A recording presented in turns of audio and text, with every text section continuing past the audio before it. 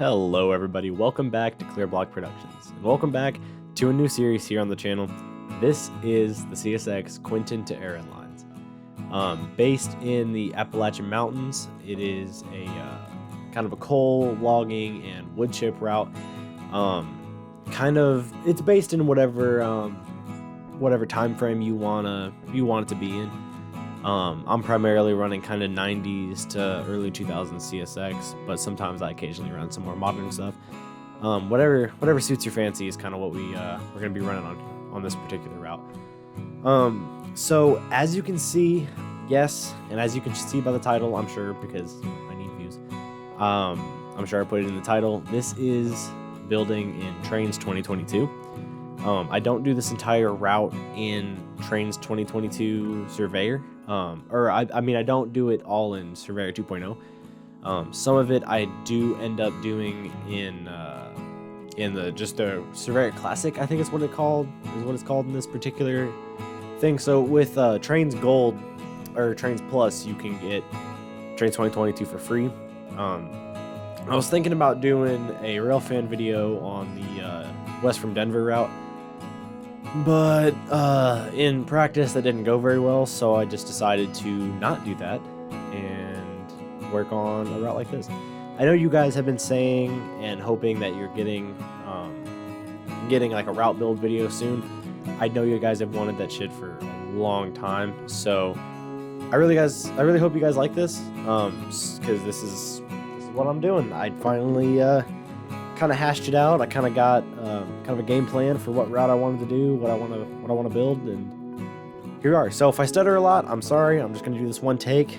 A lot of my older build videos, I kind of do a little voice take and then cut it in my Adobe, and that's not what I'm doing here by any means. I'm just all out going for it, just trying to one or two take this. So yeah, here we're doing the Erin Y, which is on the far north end of the route, I believe.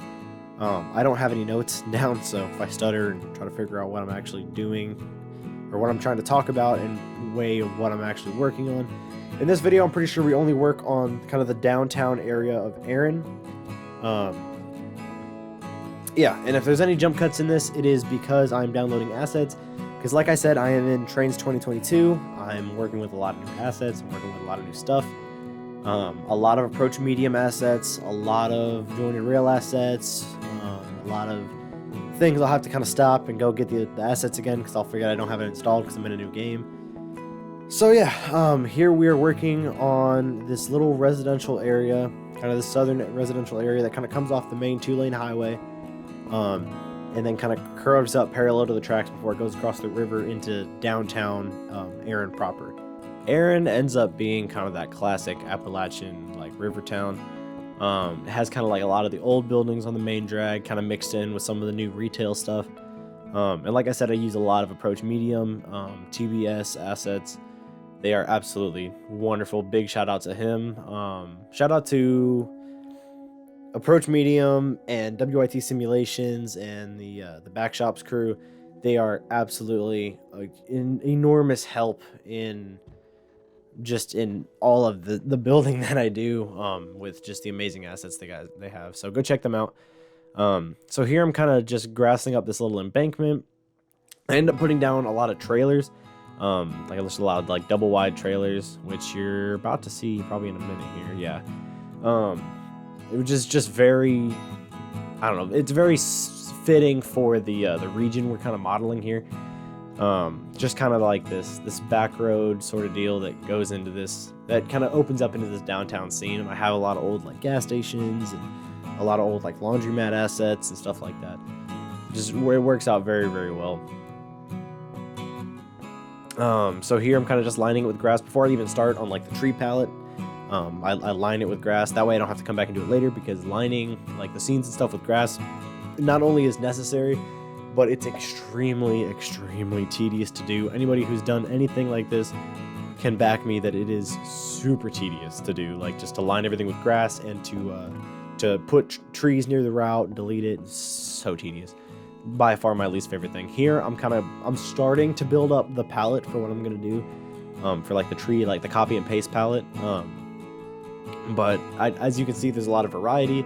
I kind of get down near the road and check and make sure everything, like the scene looks how I want it. Of course, I don't have the track super elevated or anything like that yet. But like I said, I'm kind of building the scene and building that like the atmosphere almost. The trees have a big effect on what the scene looks like overall. Like the trees have a huge impact on that. Like even just one tree that's placed too many times can kind of throw the whole thing off. So I do a lot of, going through, and then I'll copy and paste like a big section. And if I don't like how it looks, like I'll get down near it. If I don't like how it looks, then I'll bulk asset replace like one of the trees that I don't like or something like that. Here I'm kind of making this maintenance access road to go to the big triple aspect signals right before that bridge. That bridge is actually a I can't remember what it's called, like a swivel bridge, like one that opens up to river traffic. So that's really cool. I don't have it set up yet to open, but it does do that. So the signals right there are northbound. I think I set them to northbound Quinton, but I kind of switched the route around. So this is actually going into Erin, so I gotta remember to change the name of that. So I'm kind of working on, the downtown, like, main strip thing, and I jump all over the place on this build, dude. Like, I am an absolute hot mess on this build. I jump around a ton. That is honestly, though, kind of some advice that I would give to new route builders trying to figure everything out. It doesn't all have to be linear. It doesn't always all have to be in moderation. A way to not get burnt out is to just keep placing and moving on and placing and moving on, and just kind of how, like, you scroll through your asset file, like your asset feed, then as you come across things wherever you think that belongs, like if something pops into your head that you're like, okay, this will go good here, jump around the map, put things where you think they belong. It'll help you keep your that work ethic, that motivation you have to, like, build the route. It'll help you keep that up for a lot longer. Like, I've gone for 4 or 5 hours just working on one route, just all day long, dude, just trying to get it done. Anyway, sorry, I'm getting off on tangents. So back to actually talking about the build as a whole. On Jointed Rail and some TBS, there are some really cool like CR, no trespassing signs that are really old and weathered. And considering this is kind of like a secondary subdivision, or like a secondary, kind of route, as opposed to just being pure mainline, I thought that was kind of fitting. Just have some old like fallen flag railroad like equipment, or not necessarily equipment, but like just some really nice details, like what I just zoomed in and showed you guys. So in the yard, the speed limit's going to be about 15. Main line is going to be about 30 to 35, depending on where you're at. It's kind of your average speed for things like this. So here I'm putting down just tiny little assets, tiny little details, like, the whistle posts, and I'm kind of trying to signal the route as I go. And I'm kind of working on the secondary little road that's like, kind of this main drag thing, and dirtying up the scene, putting down some newspapers, some 2x4s, trash bags, barrels, just kind of dirtying up the scene, making it look a little more alive. Putting stuff down like dumpsters, like you just saw. If you guys are looking for some good guardrail assets, I suggest going over to, I think it's SoCal Trainz. They have some jersey barriers and some really good guardrail assets. They actually have a double guardrail, which can help a lot, so you don't have to go around like between lots, especially on like a big main drag thing. You don't have to like double up and try to make sure you're perfectly matching the guardrail. It just makes it a whole lot easier. Here is one of my least favorite things, is coming through, putting down the sidewalk median to like kind of do the perimeter of the parking lot, and rotating assets. I cannot stand rotating assets. Like residential areas are my worst enemy, because I just have to place, and then just come back and rotate like 30 or 40 houses. It is like the actual worst. So on topic of conversation, Trainz 2022 or Surveyor 2.0 is really good for some things. Some of the newer things that we might not have been able to do in past Surveyor. But that doesn't mean that it's still good at doing the things we used to be able to do. So, like, moving around splines, and like leveling off our splines and stuff like that, like straightening it. It is a lot more tedious and kind of painful to do. It's harder to get things done quicker unless you're talking about terraforming. Trainz Surveyor 2.0 is extremely convenient. And it's more convenient because you can turn up your like your cursor, like circle. I don't know what the hell you call it. Like the thing that you like controls the size, you know, of like your terraforming circle or your like your textured circle. You can turn that up to like 300 meters or something like that. It is insane. Like making mountains is so much easier. Like I made the mountains for this particular route from Erin all the way up to the town that goes up to the coal mine, which I haven't named yet. I'm still working on, you know, the whole you know, like timetable thing. Anyway, so it's way easier. I did that in like 30 minutes. Like it is super easy to make big mountains because you can make your cursor bigger. You can make your little circle bigger. It makes it so much easier and not as tedious. You don't have to spend hours and hours just making mountains. Which was absolutely my downfall. I could not stand it. So here on this little 2-lane highway, I'm kind of clearing off all the trees. As you can tell here, I think coming up, kind of getting ahead of myself, I don't like some of the trees. I think it's the STRMM, like BUK, yeah, right there, right here. I'm kind of switching it out because I don't really like the way it looks. So I use kind of some of the forest summer assets, which are really good. They're not speed trees, they're just billboard trees, but they look really good. I switch out a couple of trees for that, and it looks absolutely amazing. I love it. I think the Eagle River Railway route used an absolute ton of those. Some of the more like kind of Midwestern, like pine trees, he used a ton of those. Scratchy from Joinery Reel used a ton of those. Huge shout out to him, dude. Your routes are amazing, and I take a ton of inspiration from you. So here, yeah, we're kind of just doing some of the details around the Erin Diamond. Like I said, I don't have a lot of things named yet, but it's pretty much where the kind of premise I have like laid out in my head is that there's a big main line that goes across on the diamond here. So that's the route that starts and then ends immediately.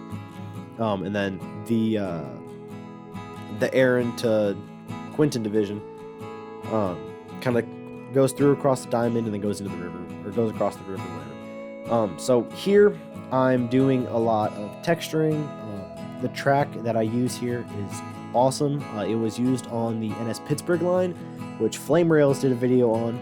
If you guys want to download this track whenever I release this route, it is on that site. It's in the description of the Flame Rails video that he did on the NS Pittsburgh line route. It's in the description. Go download that stuff on his description. I'm not gonna put it in my description, but anyway, you get the idea. So here I'm kind of adding this little like service maintenance track thing, which ends up looking really cool. I use a really cool derail asset. This was super tedious. I could not figure out for the life of me where I wanted things, and it's just an enormous pain in the butt. As you can see, I go over to the download station for a minute and just download a bunch of the stuff. This one's really cool because if you switch it to and from whatever it is, like if you turn it around, if you switch the switch, the derail will actually disappear, which is a lot like real life. Like if they're not going through it, the derail's there, and if you switch the switch, the derail goes away. Really cool asset. I suggest checking it out. Just look up derail. I can't remember the exact name of the asset, but I might go look it up, put it on screen later. So here I am super elevating the track. A lot of people I found in the Trainz community don't know how to do this. So when you have your track thing down, you're going to go to the advanced little pull down tab, click that, and then hit the question mark in the pull down tab, and then you can pull up your track. Like it's track super elevation limit and track super elevation degree. Alright, so I'm running out of footage here on the time lapse. Let me know down in the comments below how long you want these videos to be, because my average view duration for my Railfan videos is only like 3 or 4 minutes, so I only made this one about 15 minutes long just in case anyone actually wants to watch through it. I will see you guys in live mode and in the cinematics. Alright, hello everybody, welcome to live mode. So in the great span of things, I really didn't get a whole lot done for the video. And I got to delete this and put, backboards and stuff so you can actually, rail fan the route instead of it just going into plain grass. I think I'm going to put some houses through here off camera. I'm going to do some other little off camera stuff. I got to figure out the actual logistics of how I'm going to do this bridge, because I think I have to do it in an invisible spline to actually connect to the bridge for it to rotate and look good. So that's kind of being a pain in the rear. I'm going to do some houses over here. I'll do that off camera. But as you can see, there's a lot of potential for this route. There's a lot to do. I'm going to kind of fly through here, just give you guys a little sneak peek of what's to come. I have a lot done terraforming and track laying wise. I say in the next video, we are probably going to finish off this whole area. Kind of just get everything done. Get this little retail area done, get the neighborhoods done, get the yard done, put trees around everything. We're just going to get it done. It was kind of just a little beta test, just kind of trying to see how this video is going to respond with my audience, because I don't know how many of you guys are actually just here for only rail fanning videos and how many of you guys are here to actually, watch some route builds, because I know that's kind of what I based my channel off of first, was just making some route builds. So yeah, you guys let me know down in the comments below if you want to see more of this, if you don't want to see more of this, how long the video should be. You guys let me know. Give me some feedback. If you made it this far in the video, thank you guys so much for all the support. You guys have absolutely blown my channel to the moon, and it means the world to me. Yeah, so I will see you guys in the next video. You guys, like I said, give me some feedback. Let me know what you guys want to see. I love y'all. I will see you in the next video, and I will see you later on down the Erin to CSX Quinton division lines. Peace. Oh yeah, and I forgot. Roll the cinematics.